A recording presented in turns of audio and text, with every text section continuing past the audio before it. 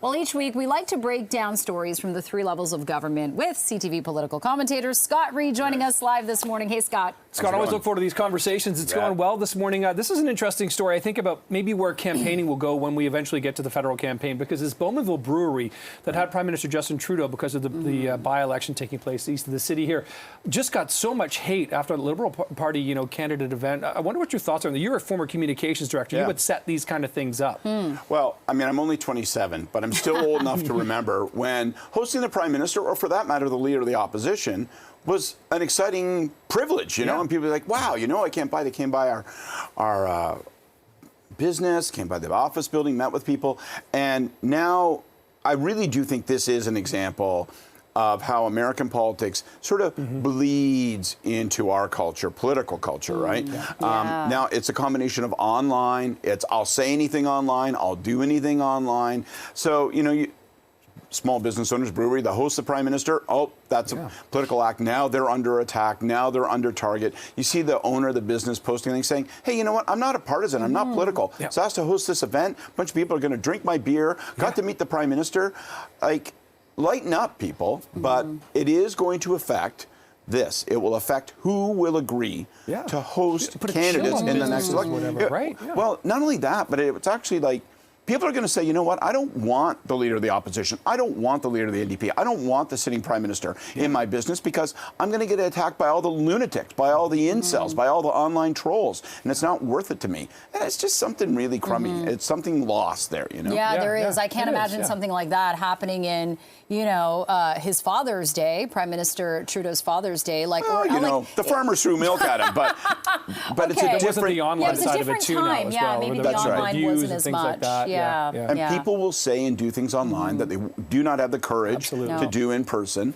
But it's affecting, and it's poisoning. It's like road rage, You're behind your keyboard, you're in your car, you're blocked off. All right, turning to provincial politics, that wage cap legislation, Bill 124, has been deemed unconstitutional, I guess, for the second time. So what are the political consequences for the Ford government now? Well, we saw the Ford said, the big question was, would they try to appeal to the Supreme Court?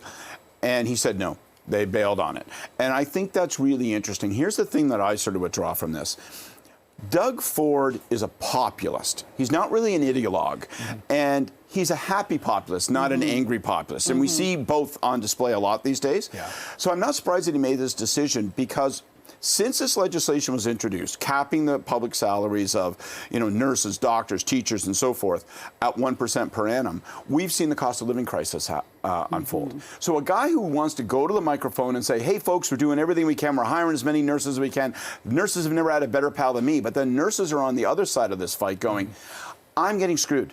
It's my job is already post-pandemic so beleaguered. We are in this cost of living crisis, working so hard to make ends meet, and yet you want to hold me to 1%, which is well below the rate of inflation.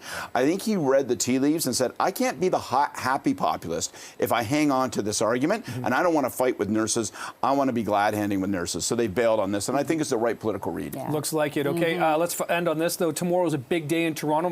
Mayor Olivia Chow is going to unveil her budget, Scott. But we've seen some recent polling numbers. She's still above, got the majority support, but she's way down from where she was. The honeymoon seems to be a little bit over here.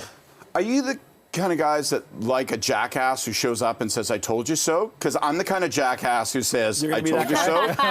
1 month ago, I sat on this couch with you guys when they introduced the first budget, and I said, this is going to be the end of the political honeymoon. A lot of people trying to outthink themselves, saying, well, the fact she's going to lay this off on the federal government means that she's been able to escape political accountability. No, this has driven her numbers down. And here's the other thing. We don't know that 55 from the 70s is the end. We may be looking at a train that's in transit and it's still headed down. And I think you've still got tomorrow's debate when those tax increases hit.